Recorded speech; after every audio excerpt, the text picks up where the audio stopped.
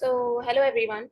Today I want to talk about a crucial aspect of the Indian economy that often doesn't get the attention it deserves. So, basically, how policies affect the labor class and working women in rural areas.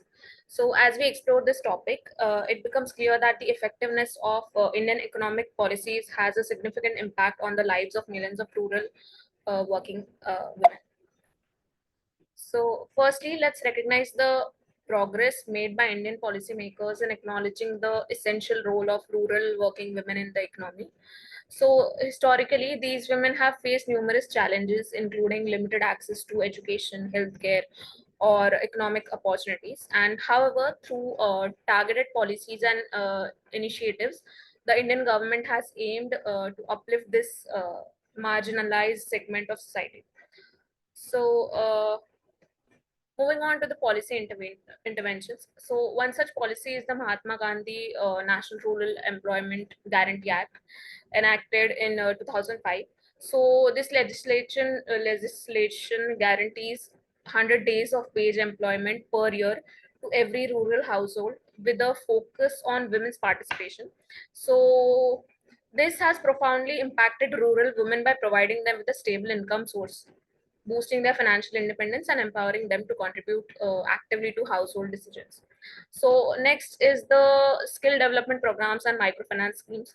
So first is so basically, these schemes have been introduced to equip rural women with the necessary tools and resources for entrepreneurial activities. So initiatives like the NRLM, that is National Rural Livelihoods Mission, and the Deen Dayal Upadhyay Gramin Kaushalya Yojana. So these have facilitated women's access to training, credit, and market linkages, enabling them to establish and sustain their own enterprises. So the effects of these policies before and after implementation are significant. So before these interventions, rural working women faced exploitation or discrimination and economic vulnerability. And many were also stuck in low paying jobs with less hope in career advancement. But after the implementation, we have seen a shift. So, for instance, the implementation of the Manrega has led to a notable increase in women's participation in the rural labor force. So, by guaranteeing employment opportunities and fair wages, so the act has also empowered women to challenge traditional gender norms and assert their rights. So, moreover, the income generated through this has allowed women to invest in their children's education and healthcare, and also breaking the cycle of poverty.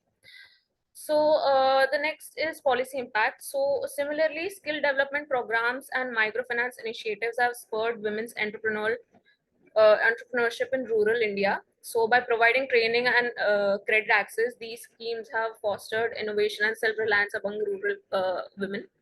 So as a result, we have witnessed a rise in women-led enterprises across various sectors. So next is this female labor force participation rate.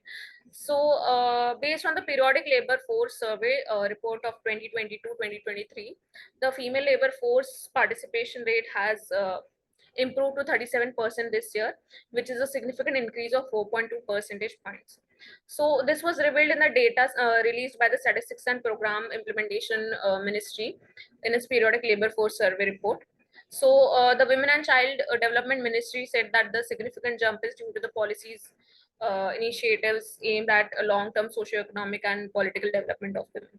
So the benefits of more female labor force participation is that it can unlock women's potential in the workforce and also yield high returns for government and businesses.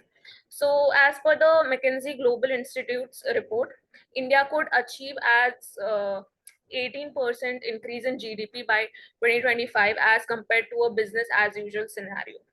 So the challenges, so basically challenges are the gender disparities in resource access and decision making authority continue to hinder women's economic empowerment in rural areas. Also, the COVID-19 pandemic has exacerbated existing vulnerabilities and disappro- uh, disproportionately impacting rural women's livelihoods. So, hence, policymakers must adopt a comprehensive approach to address the diverse needs of rural working women. and this includes social protection measures and investing in the infrastructure and promoting women's leadership and participation in decision making. So, in conclusion, the impact of Indian economic policies on the labor class and working women in rural India cannot be overstated. So, we can foster inclusive growth and empowering women. These policies have the potential to, transform rural communities and pave the way for a more equitable and prosperous future. Thank you.